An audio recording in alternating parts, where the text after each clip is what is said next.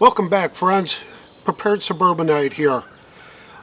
Over the last couple of videos, I've received a number of comments that were basically questioning, asking, how can I afford to prep? It all sounds like you got to spend a lot of money on it.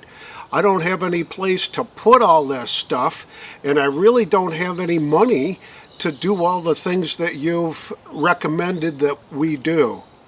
So in this video, I want to address a number of really important but very frugal tips on how to even save money while you're being a prepper. So stick around, gonna have a lot of good stuff to talk about.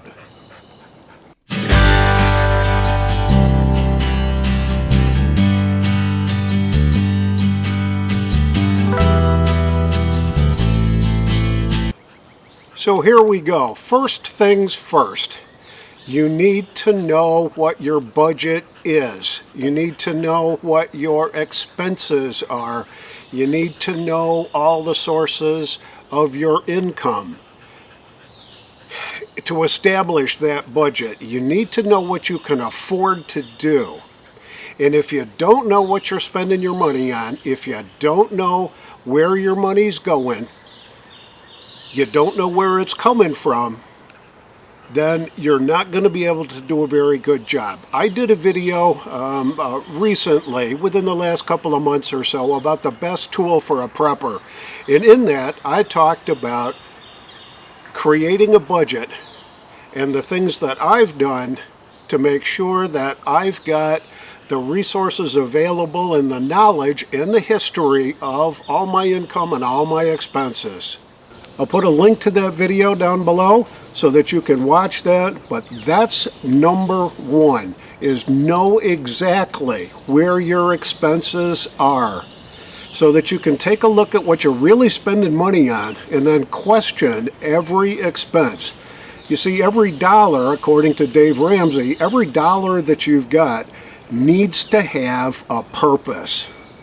And if you don't know what that purpose is for that dollar, the chances are you're going to waste it.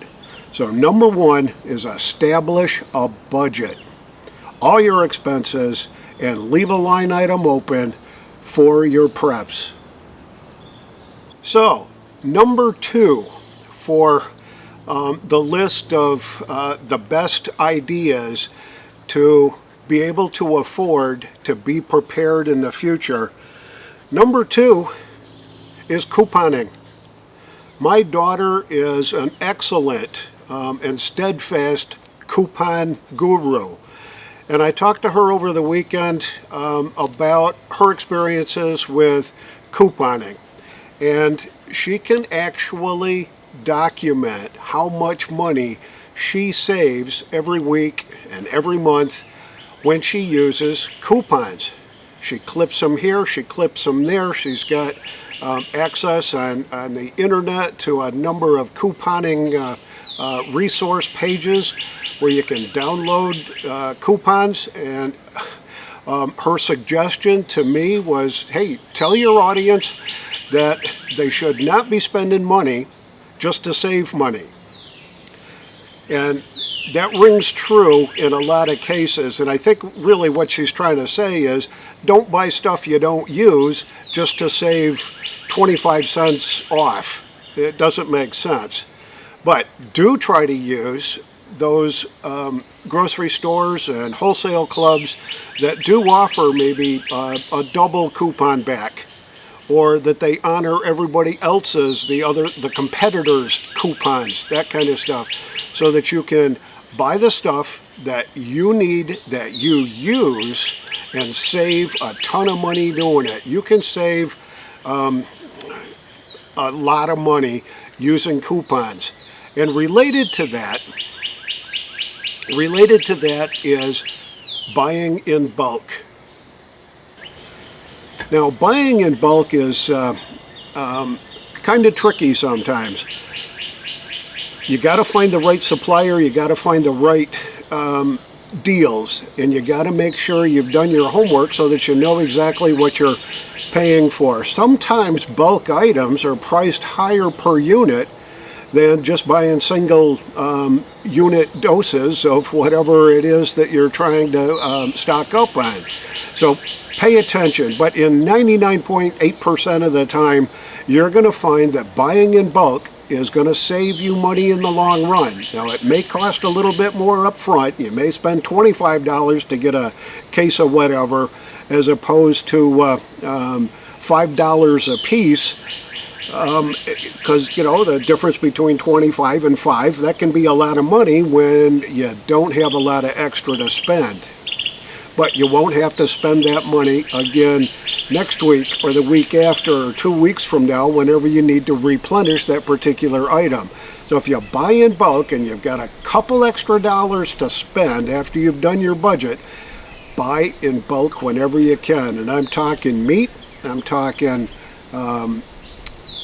paper products, toilet paper and paper towels, food that's on sale, case lots of stuff that you can get at your local wholesale clubs, the Costco's and BJ's and places like that, Sam's Club.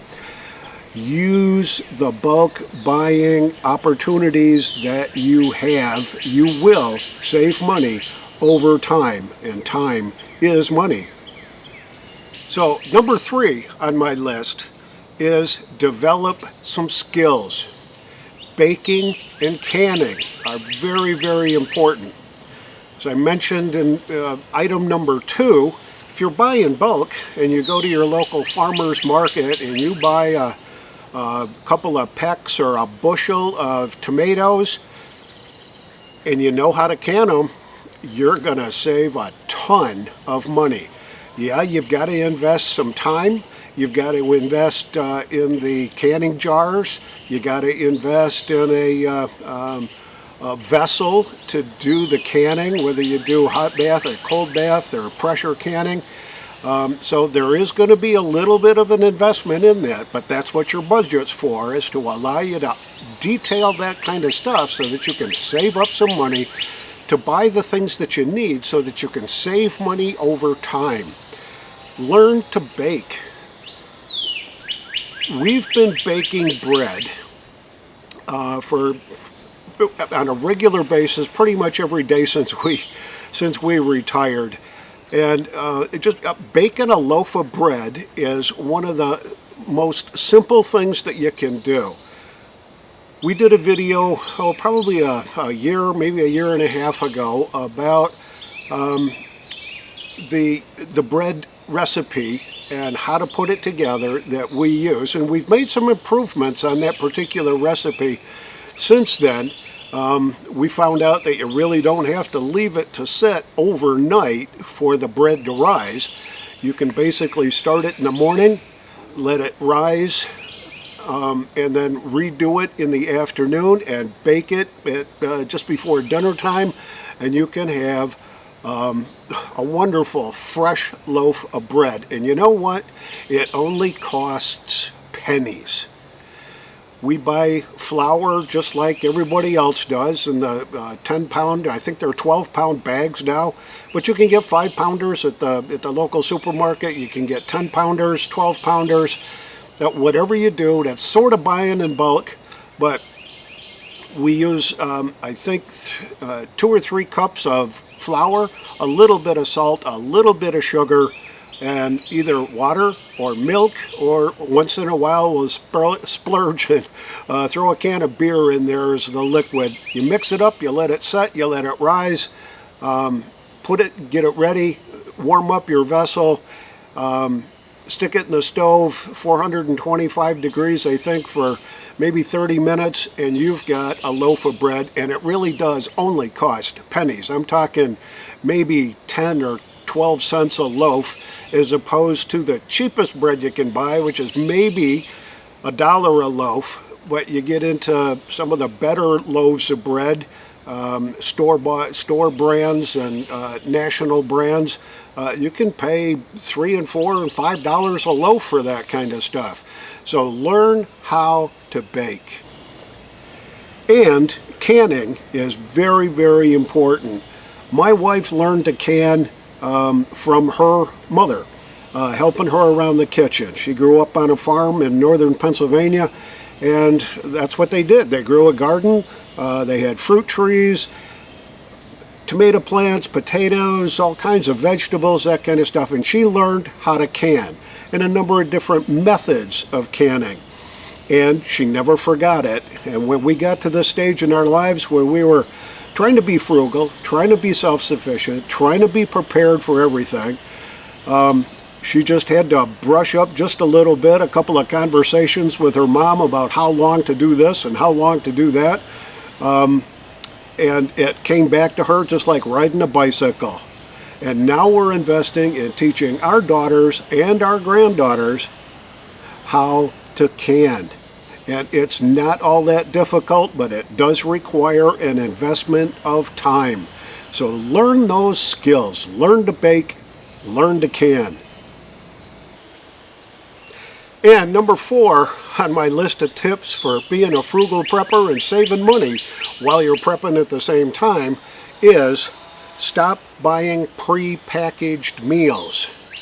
I know how the convenience factor works. I know that we're all rushed on day-to-day stuff with jobs and kids and extracurricular activities and all that.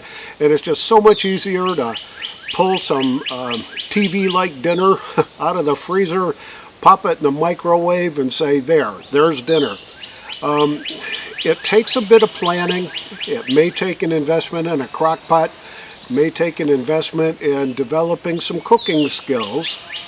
But use what you've got. Don't do the prepackaged meals. First of all, they're really not all that healthy for you.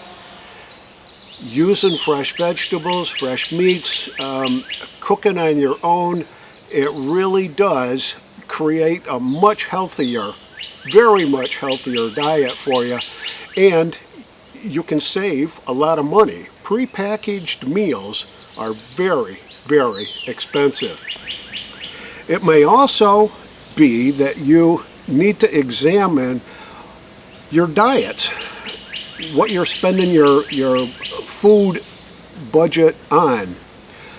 I know folks that, at least before the pandemic, when the restaurants were still open, that would frequent a restaurant 3 and 4, even 5 times a week. Whether it would be for breakfast or lunch or dinners or whatever, they'd be there a couple times during the week, either for takeout or dine-in kind of an experience at the local restaurants. That gets pretty expensive. You're not only just buying the food, but you're buying the convenience of having it pre-prepared for you by the chef's kitchen, and you don't have to do all the cleanup, all that kind of stuff, but you're paying a premium for that, and then another 15 to 20% on top for the tip for the waiters and waitresses. Yep. So examine how you're spending your food and dining budgets. And you may have to, and you may want to, and you may be forced to cut back on those kind of expenditures when you're spending a majority of your food budget on dining out. You really can't afford to do it if you want to start preparing and you want to have 3 to 6 months worth of food and water in your storage areas for you and your family to enjoy in the future when things really get tough. So number 5 on my list of the best prepping tips for the frugal prepper is really reuse and repurpose. I suggested, I think in a previous video, that you invest in the 55-gallon water drums, the 275-gallon or 330-gallon water totes. And, you know, they can be pretty expensive. I think I paid about $125 for my water tote. The individual rain barrels, the 55-gallon drum rain barrels, I think were about $90 a piece, and they cost a couple of extra bucks to ship because they're kind of big and bulky. So yeah, that costs money, but that doesn't mean you shouldn't store water. You've got ready-made containers already. All you got to do is clean them out, your old milk jugs, juice jugs, that kind of stuff. Clean them out. Make sure that they're super, super clean. Get your water in there. Make sure you've got a way to purify that water, and use that kind of stuff. Yeah, it creates a little bit of extra storage kind of a thing, and I'll get to some storage thoughts in a second here. But you're going to need to really consider reusing and repurposing items that you've already got, that you've been throwing away on a religious basis for a long, long time. Learn to reuse and repurpose all those items. My granddad was a success, I guess, during the Depression. He had a great trade. He was a plumber. When the Great Depression hit in the 30s, he didn't really lose any work. He wasn't unemployed. He wasn't standing in bread lines and all that. But like everybody else, he had to learn how to be frugal and self-sufficient in order to get through all that rough and tumble times that that generation lived through. And as I got to know him when I was a teenager and young adult, he was one of the most frugal people I think I ever saw. He would treat himself once a week to a Kentucky Fried Chicken box. So he'd order the Kentucky Fried Chicken, he'd pick it up, he'd bring it home, and it came in a little cardboard box. So he'd enjoy his chicken. He probably got 2 meals out of that chicken dinner. He'd enjoy his meal, and he'd pick up a couple extra napkins while he was there waiting for his box to be delivered, and he'd pick up a couple extra napkins. Now those napkins, according to him, have 8 corners. So when you unfold the napkin, you get 4 corners on the front and 4 corners on the back. And for every meal, okay, he'd use a corner to wipe his chin, wipe his mouth, that kind of stuff. If he made any spills, he'd just use that quarter of it, and he'd get 8 meals out of a single napkin, because that's the way he learned how to be frugal and how to save money. And then he'd take the box that the chicken dinner came in, and he'd cut it up into little pieces that were notepad size, so 2 inches by 3 inches kind of a thing, and that was his notepads. So he'd make notes. Okay, here's what I got to buy at the store, here's what I got to pick up at the hardware store, and all. So he'd make notes using those cardboard containers that the KFC chicken dinners came in. So my hat's off to my granddad for really learning how to be as frugal as you can. And he died pretty much a wealthy man because of it. And he enjoyed life because he enjoyed learning how to save money. One of the other comments, sometimes together and sometimes in a separate comment, were the comments, well, I live in an apartment, I don't have any room. I don't know where I'm going to put all this stuff. Well, it is tough. We've got some friends that live in, I guess what you'd call a modified townhouse over in the next town, and it came with, I think, 3 bedrooms. He and his wife share 1 bedroom. He converted the 2nd bedroom into kind of a rec room, TV room upstairs, and uses that closet in that bedroom as part of his prep storage area. He purchased a set of shelving from the local big box store, Lowe's or Home Depot or whichever one, and that was just about the right size to fit underneath that 1 shelf that goes across on the top of a regular size closet, and it was just high enough to fit in there. It had 5 or 6 shelves on it, and he filled it up with canned goods, pasta, macaroni, spaghetti, that kind of stuff, extra coffee, all that, and that little shelving unit held an awful lot of extra food preps for him. He could still use that closet on the other side of it to hang clothes and stuff like that, but that was a great idea. When we bought this house here, the back bedroom, the original owners had put in a set of shelving units in that back bedroom closet right in the center that were just, surprisingly enough, just tall enough for a quart ball jar and deep enough that you could get 9 on a shelf. So it was just wide enough to hold 3 and deep enough to hold 3 in the back, so you could get 9 quarts of canned goods in there. And just kind of by happenstance, when we started canning after we'd been living here for a while, so where are we going to put all this stuff? I took a canning jar up there and I looked in that closet and I said, my God, that's the right size. So I think the original owners actually planned that to happen, and that was going to be their auxiliary storage area for their canned goods, their actual canned vegetables and stuff like that. They did have a garden. They raised tomatoes and stuff like that. So I suspect that that's exactly the purpose for it. We use it still to this day. That whole center shelving unit, there's clothes on either side, but in the center, there's enough room in there for 1, 2, 3, 4, probably 6 shelves with 9. So you're talking over 50 quarts of tomatoes or string beans or wax beans or peas or whatever you're going to can. Enough room for that. So those are some of the kinds of thoughts that you can use to be able to take advantage of some additional space.